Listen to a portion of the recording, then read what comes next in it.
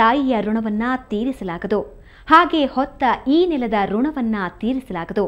ಅದೆಷ್ಟೋ ರಾಜರನ್ನ ಮೆರೆಸಿದ, ಎಷ್ಟೊಂದು ತಲೆಮಾರುಗಳನ್ನ ಪೋಷಿಸಿದ ಈ ನೆಲಕ್ಕೆ ಯಾವ ಕಾಣಿಕೆ ನೀಡಲು ಸಾಧ್ಯ?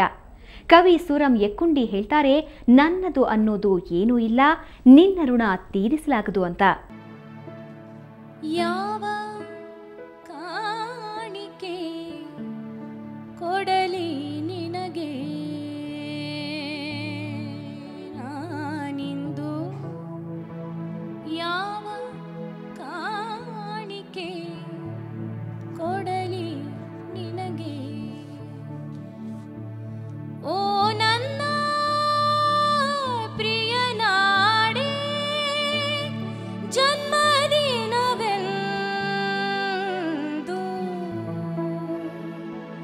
ಯಾವ ಕಾಣಿಕೆ ಕೊಡಲಿ ನಿನಗೆ?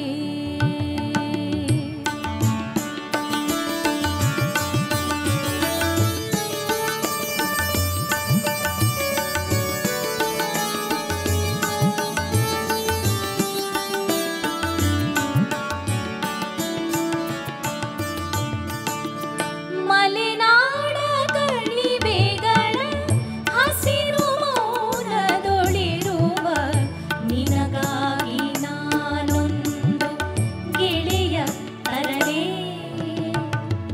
ಸಾಗರದ ಅಲೆಗಳಲ್ಲಿ ಉಯ್ಯಾಲೆ ಆಡಿರುವ ನಿನಗೆ ಕಾಮನವಿಲ್ಲು ಸವಿಯ ಕೊಡಲೇ? ಯಾವ ಕಾಣಿಕೆ ಕೊಡಲಿ ನಿನಗೆ ನಾನಿಂದು? ಯಾವ ಕಾಣಿಕೆ ಕೊಡಲಿ ನಿನಗೆ?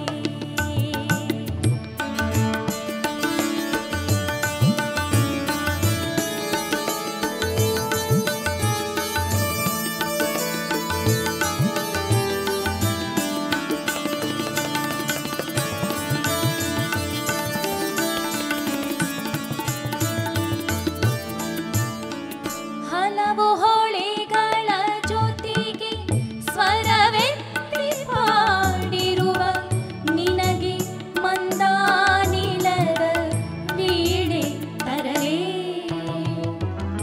ಮುತ್ತಿನ ತೆನೆ ಇತ್ತು ಮಮತೆಯಲ್ಲಿ ಸಲಹಿರುವ ನಿನಗೆ ಕಲ್ಪವೃಕ್ಷ ಸಸಿಯ ನೆಡಲೇ?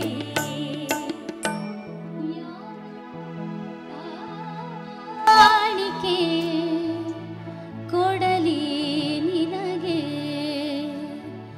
ನಾನಿಂದು? ಯಾವ ಕಾಣಿಕೆ ಕೊಡಲಿ ನಿನಗೆ?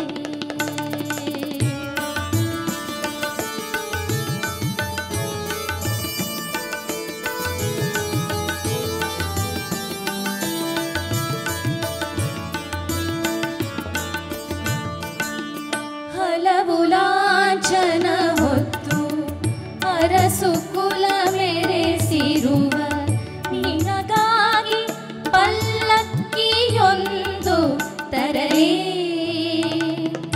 ಮಣ್ಣಿನಲ್ಲಿ ನೀರಿನಲ್ಲಿ ಬದುಕು ಬೆಳಕನ್ನು ಕೊಟ್ಟ ನಿನಗಾಗಿ ಚಾಮರವ ಬೀಸಿ ಬರಲೇ? ಯಾವ ಕಾಣಿಕೆ ಕೊಡಲಿ ನಿನಗೆ ನಾನಿಂದು? ಯಾವ ಕಾಣಿಕೆ ಕೊಡಲಿ ನಿನಗೆ? ಏನೇನು ನೀಡಿದರು ನಿನ್ನ ಋಣ ತೀರರು, ನನ್ನೊಳೇನೂ ಇಲ್ಲ ನನ್ನದೆಂದು.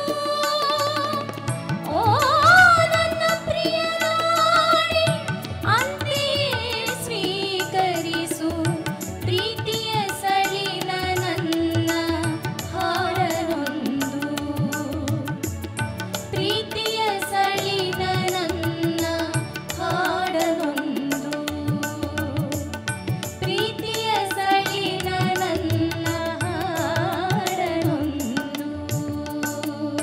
ಮಣ್ಣಿನ ಋಣವನ್ನ ಯಾರಿಂದ ತೀರಿಸಲು ಸಾಧ್ಯ? ಅನ್ನ, ಆಶ್ರಯ ಎಲ್ಲವನ್ನು ನೀಡಿದ ಕನ್ನಡ ತಾಯಿಯ ಋಣವನ್ನ ಏನೇನೇ ಕೊಟ್ಟರೂ ತೀರಿಸಲು ಸಾಧ್ಯವಿಲ್ಲ. ನಮ್ಮ ಕೃತಜ್ಞತೆಯೇ ಈ ನೆಲಕ್ಕೆ ನಾವು ಸಲ್ಲಿಸಬಹುದಾದ ಗೌರವ. ಕನ್ನಡದ ಪಲ್ಲವಿ ಇನ್ನೊಂದಿಷ್ಟು ಹಾಡುಗಳನ್ನು ಹಾಡಲಿದ್ದಾರೆ. ಅದಕ್ಕೂ ಮುಂಚೆ ಒಂದು ಸಣ್ಣ ವಿರಾಮ.